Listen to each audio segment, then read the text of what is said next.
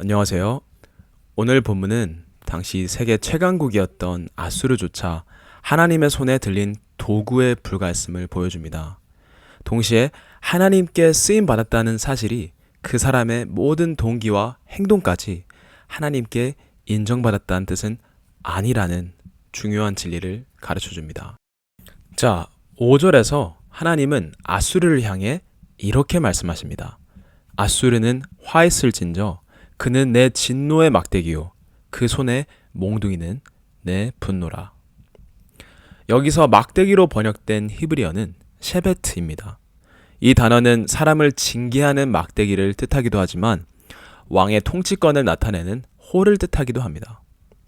당시 아수르는 여러 나라를 정복한 초강 대국이었지만 성경은 그 나라가 역사의 주인이 아니라 하나님의 통치 아래 있는 도구였다고 밝힙니다. 6절에서 하나님께서는 범죄한 유다를 징계하기 위해 아수르를 보내며 그들에게 명령하셨다고 말씀하십니다. 이사의 아들 마헬살랄 하스바스의 이름에 담겼던 노략이 속히 이르고 탈취가 급히 온다는 예언이 실제 역사 속에서 성취되고 있는 것입니다. 여기서 우리는 역사를 바라보는 믿음의 눈을 배워야 합니다. 우리의 눈으로는 강대국과 권력자들이 역사를 움직이는 것처럼 보입니다. 그런데 그들 위에는 역사의 참된 왕이신 하나님이 계십니다. 세상의 건세가 아무리 강해 보여도 하나님의 허락과 통치를 벗어나 독립적으로 움직일 수는 없습니다. 하지만 하나님께서 아수르를 사용하셨던 것이 아수르의 잔인함을 인정하셨다는 뜻은 아닙니다. 하나님께서는 아수르를 통해 유다를 징계하셨지만 그들의 교만과 탐욕과 폭력까지 인정하시거나 승인하지는 않으셨습니다. 7절은 하나님의 계획과 아수르의 마음 사이에 분명한 차이가 있었다고 말합니다. 그의 뜻은 이같지 아니하며 그의 마음의 생각도 이같지 아니하고 오직 그의 마음은 허다한 나라를 파괴하며 멸절하려 하는도다. 여기서 생각하다와 뜻하다라는 표현은 일시적인 감정이 아니라 의도적인 계획과 계산을 가리킵니다. 아수르의 잔혹함은 순간적으로 저지른 실수가 아니었고 여러 민족을 파괴하고 제국의 영토를 확장하기 위해 계획적으로 선택한 행동들이었습니다. 8절과 9절에서 아수르 왕은 자신이 정복한 도시들을 승전 기록처럼 나열합니다. 갈그미스, 갈로, 아르밧, 하맛, 다메섹과 사마리아는 아수르가 차례로 정복한 주요 도시들이었습니다. 아수르 왕은 마치 이렇게 말하는 것입니다. 이 도시도 무너졌고 저 나라도 무너졌다. 그러니 예루살렘도 우리를 막을 수 없다. 더 나아가 아수르 왕은 예루살렘의 하나님을 자신이 정복한 민족들의 우상과 같은 수준으로 취급했습니다. 10절에 우상이라는 단어는 히브리어로 엘릴림이라는 단어인데 무가치한 것들 또는 아무것도 아닌 신들이라는 뜻을 담고 있습니다. 아수르 왕은 아무 능력도 없는 우상들을 예전에 자신이 무너뜨렸다는 이유로 살아계신 하나님까지 이길 수 있다고 착각했습니다. 그러나 하나님께서는 12절에서 시온산과 예루살렘을 향한 일을 다 이루신 후 아수르 왕의 교만한 마음과 높은 눈을 심판하시겠다고 선언하십니다. 하나님께서는 자기 백성을 향한 징계를 조금도 부족하거나 지나치지 않게 정확하게 이루신 뒤 그 심판의 도구였던 아수르도 심판하십니다. 하지만 아수르 왕은 내 손의 힘과 내 지혜로 이 일을 행하였다라고 자랑합니다.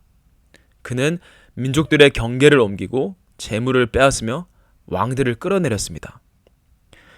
그 당시 아수르는 어떤 백성을 정복하면 그 백성들을 다른 지역으로 강제 이주시킨 다음에 그 땅에 다른 민족들을 정착시켰습니다. 따라서 민족들의 경계를 옮겼다라는 말은 단순히 지도를 다시 그렸다라는 것이 아니라 그들을 아예 다른 나라로 옮겨버렸다라는 것입니다. 아수르는 하나님께서 각 민족에게 주신 삶의 터전과 정체성까지 마음대로 바꿀 수 있다고 생각했습니다. 그의 교만은 마음속 자랑에 머물지 않고 약한 자들의 존엄과 생존을 파괴하는 폭력으로 나타났습니다. 이것을 봤을 때 우리도 오늘 조심해야 됩니다. 하나님께서 우리에게 직분과 재능과 리더십과 영향력을 주셨다고 해서 사람들을 마음대로 대할 권한까지 주신 것은 절대 아닙니다. 하나님께 받은 권한은 자신의 뜻을 자기 멋대로 행하는 힘이 아니라 다른 사람을 섬기는 책임입니다. 그래서 우리에게 이렇게 직분이 주어지고 또 리더십이 주어졌을 때 우리는 조심해야 됩니다. 왜냐하면 아수르가 심판받은 것처럼 하나님도 우리가 우리 밑에 있는 사람들을 어떻게 다뤘는지에 따라서 우리를 훈계하시기 때문입니다. 하나님은 아수르의 교만을 도끼와 톱에 비유하며 꾸짖으십니다. 도끼가 어찌 찍는 이에게 스스로 자랑하겠으며 톱이 어찌 켜는 이에게 스스로 큰 채 하겠느냐. 도끼는 실제로 날카롭고 톱은 실제로 나무를 자를 수 있습니다. 그러나 도끼가 스스로 나무를 선택하여 움직이지는 못합니다. 그것을 사용하는 사람의 손이 있어야 합니다. 아수르의 죄는 힘이 있었다는 데 있지 않았습니다. 그 힘을 주신 분을 잊고 자신이 역사의 주인이라고 착각한 데 있었습니다. 우리도 무엇인가를 성취한 후 내가 열심히 해서 이루었다 라고만 생각하기 쉽습니다. 그러나 우리의 생명과 건강, 기회와 재능은 모두 하나님께 받은 것입니다. 하나님의 은혜와 주변 사람들의 도움을 지우고 모든 영광을 자신에게 돌릴 때 우리도 아수르 왕과 같은 고백을 하고 있는 것과 마찬가지입니다. 하지만 그런 교만 끝에 16절에서부터 19절에서 거대한 숲과 같았던 아수르는 하나님의 불 앞에서 완전히 사라집니다.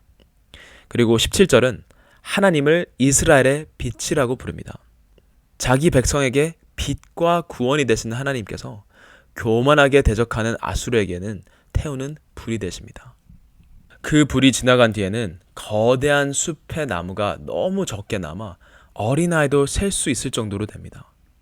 자기 힘으로 세상을 지배할 수 있다고 자랑하던 제국이 하나님의 심판 앞에서 완전히 쇠약해진 것입니다.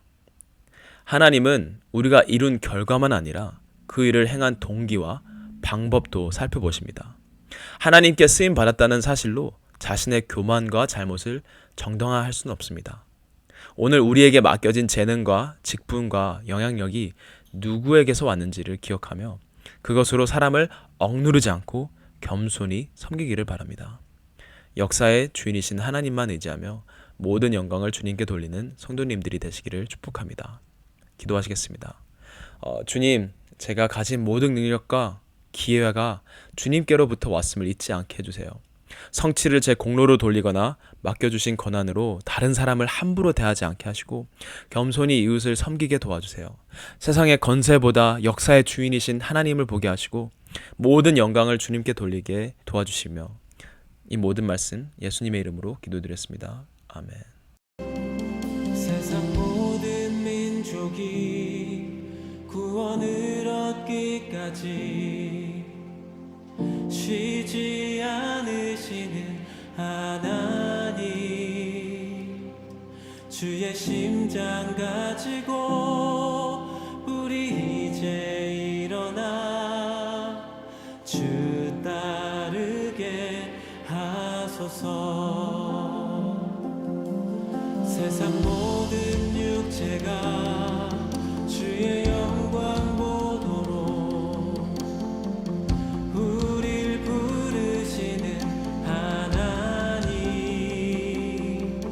주의 손과 발 되어 세상을 치유하며 주 섬기게 하소서. 우리 바다 높음같이 여호와의 영광을 인정하는 것이 온 세상 가득하리라. 물이 바다 덮음같이 물이 바다 덮음같이 물이 바다 덮음같이